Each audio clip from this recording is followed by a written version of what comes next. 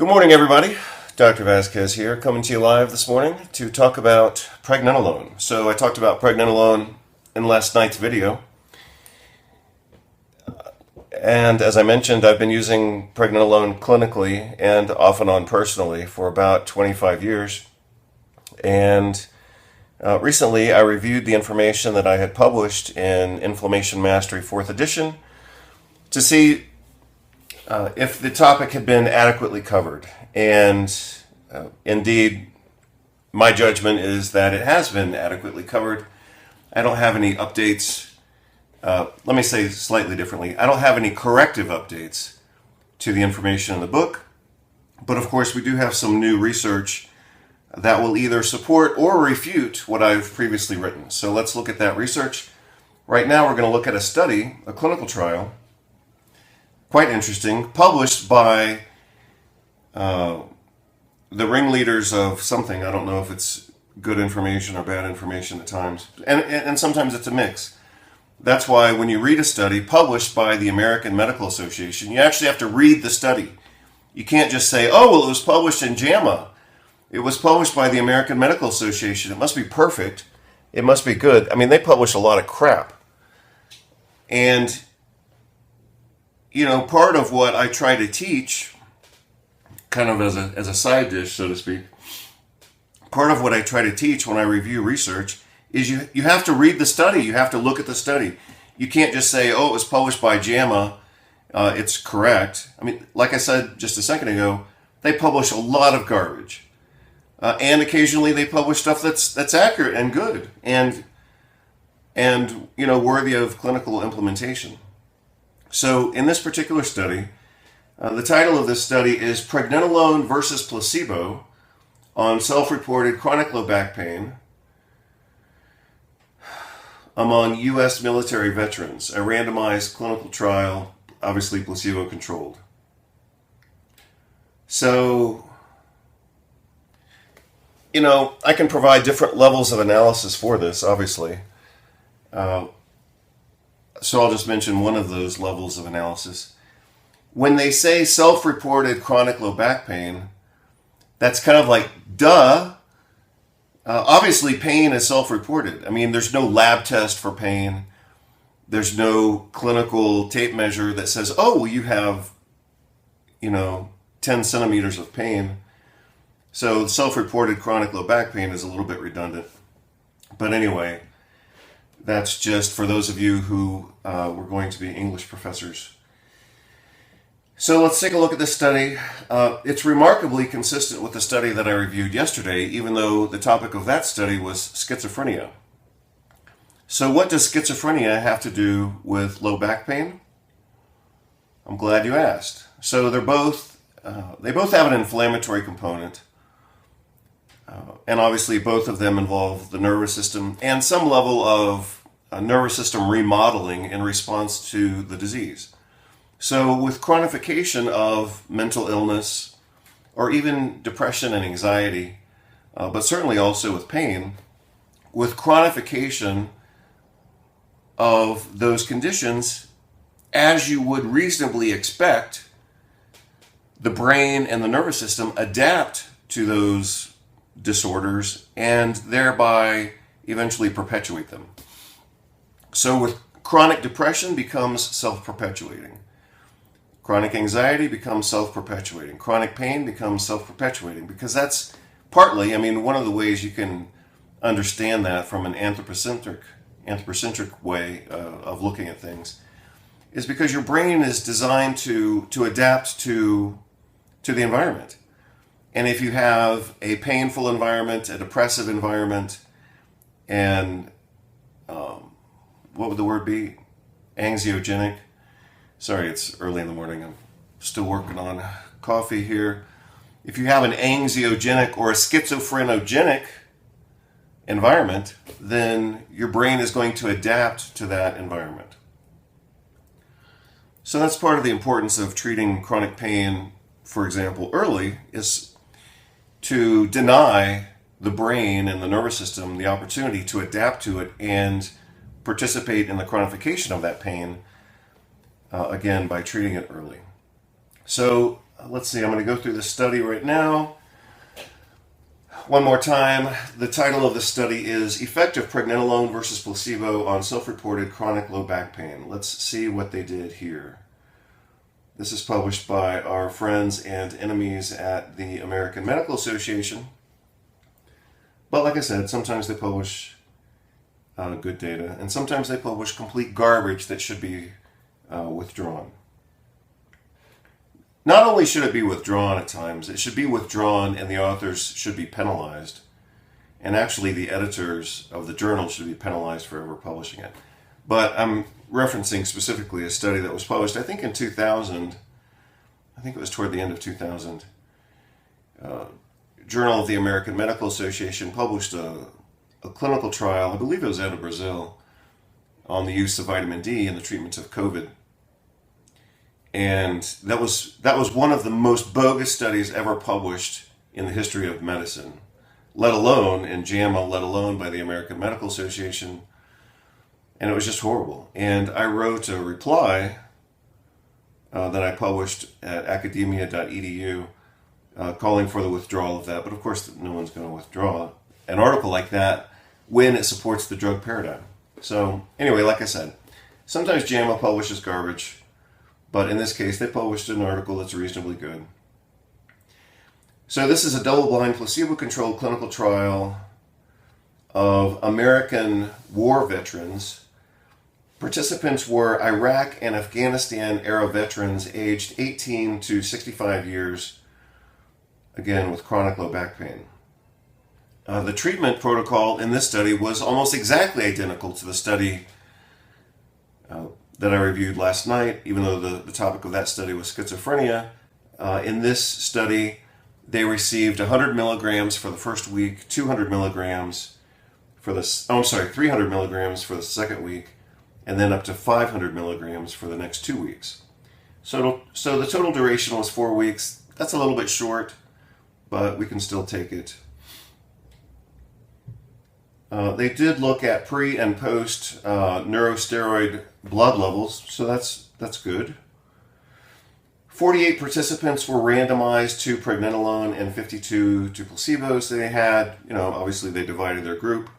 And their randomization was okay. However, the data shows that the patients randomized to the pregnenolone group actually had more pain and more disability. So they were actually worse off than the people in the placebo group. And that's okay. I mean, that happens with randomization. I mean, part of randomization is sometimes you get random results, and sometimes they're not perfectly balanced. That's why it's called randomization and not, dividing and balancing things perfectly. Significant reductions in low back pain. And I suppose they described the reductions in low back pain as, excuse me, they described the reductions in low back pain as clinically significant. And that's certainly their opinion and position on their findings. I have a different take, and maybe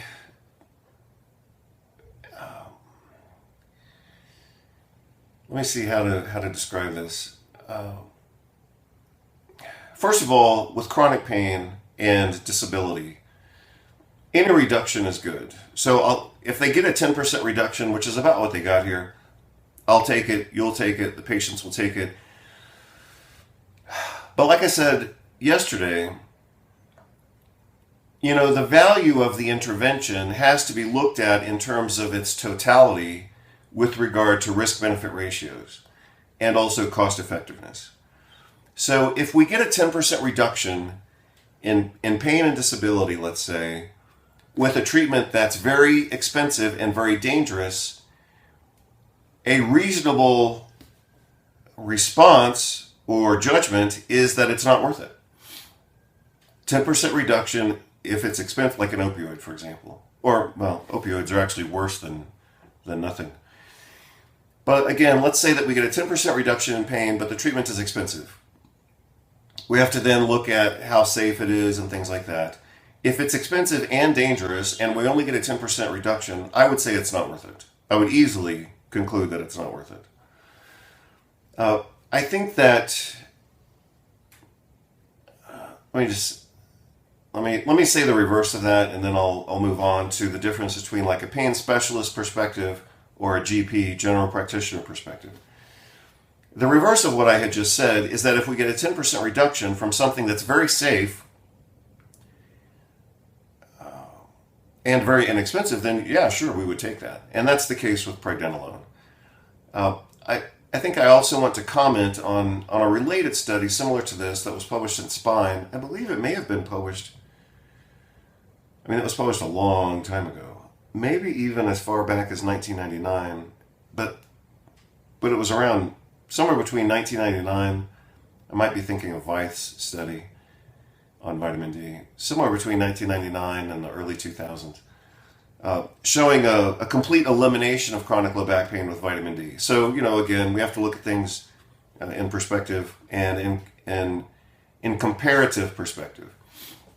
So this is not as effective as vitamin D in certain populations, but certainly you could do vitamin D and pregnenolone. The thing that I started to mention is they described, I already said this, but I'm going to say it again, and then I'm going to extend the idea a bit. They described the benefit as being clinically significant. And like I said, it was only 10%.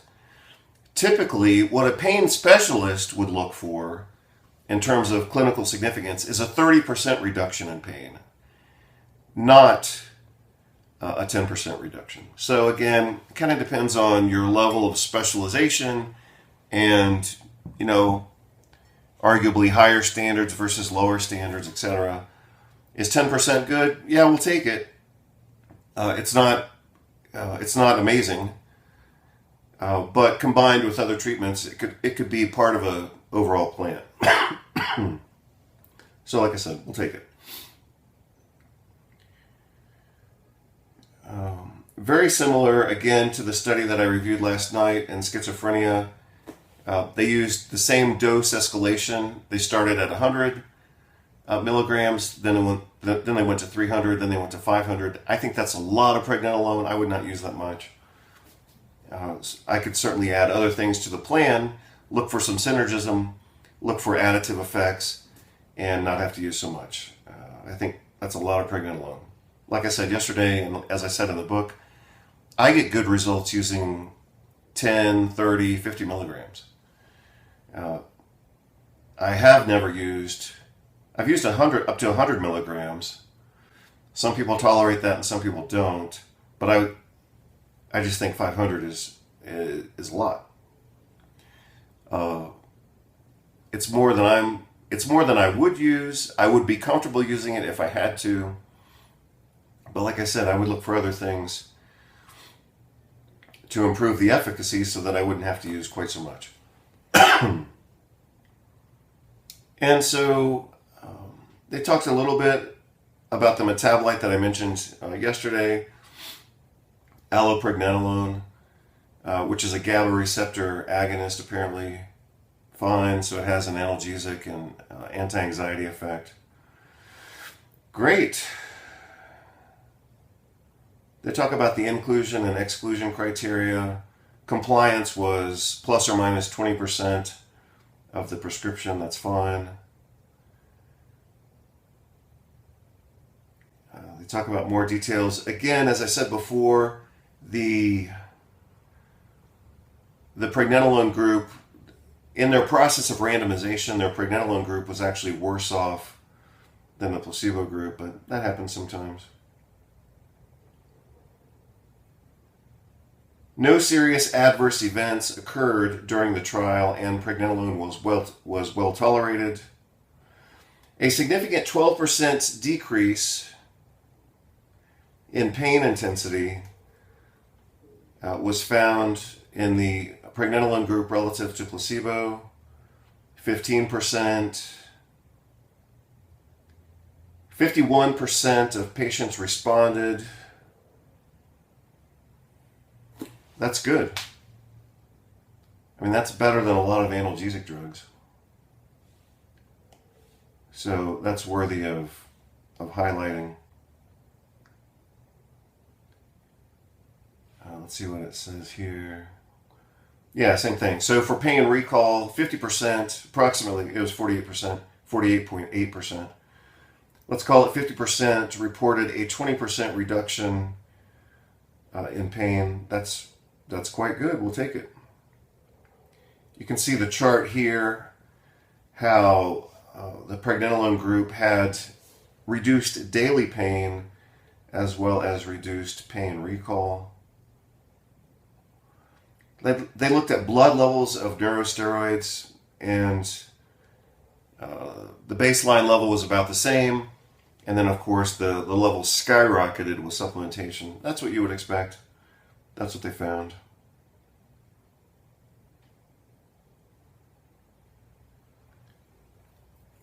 I don't think that increase right now has any clinical consequence necessarily. So I'm not advocating, the measurement of those blood levels, because at this point in time, I don't think we have data supporting that we should be concerned about that. I think the increases are predictable and as expected, and that's all you really need to know.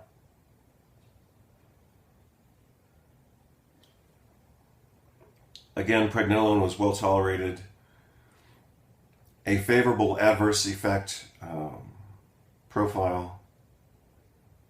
So, yeah, that's the end of it. So, not bad. Perfectly consistent with what we looked at yesterday, except it's a different clinical setting. Yesterday I talked about schizophrenia. Today we're talking about chronic low back pain. Should we use pregnenolone in clinical practice for the treatment of chronic pain? Yes. Do you need to use 500 milligrams for that? No. Could you use 30 milligrams?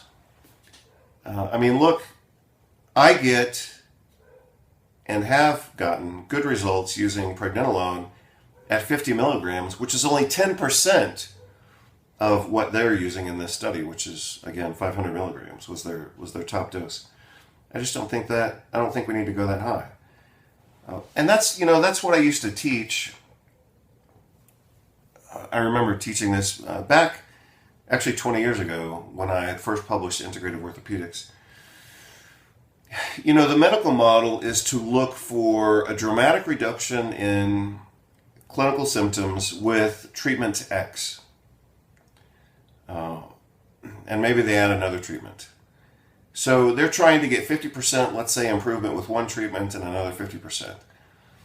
The approach that I've advocated, starting with Integrative Orthopedics, published in 2004, was, in integrative medicine, because our treatments tend to be, and generally are, very safe, obviously natural, and inexpensive, we can use 10 different treatments very easily without any concern about drug interactions or adverse effects. So what I used to teach, and what I used to say exactly, is that, a reasonable summary for integrative medicine is you look for a 10% improvement with 10 different treatments. And you add that up and, theoretically, then you've gotten 100% improvement. So, in the integrative medicine world, in contrast to the medical world, we easily can find 10 treatments for chronic pain that are 100% safe and efficacious to at least that 10%. And like I said, if you do 10 things and you get 10% improvement from each of those levels of improvement might be insignificant, so to speak, but when you add it up, you get good clinical benefits with minimal risk, low cost, and again, high efficacy. So I'll close out this summary with those words, and I hope you're all doing well. I'll get this video on the website. And so again, this is video number 2 in what might be a short series on the clinical use of pregnenolone. Hope you're all doing well. Take care, and I'll get this on the website as soon as I can. 2, 3, Chuck dog and Dr. K's at the bell, ready to make an entrance. So back on up, 'cause you know about the rich shit up. Ain't nothing but a G thing, baby. 2 low down niggas so crazy.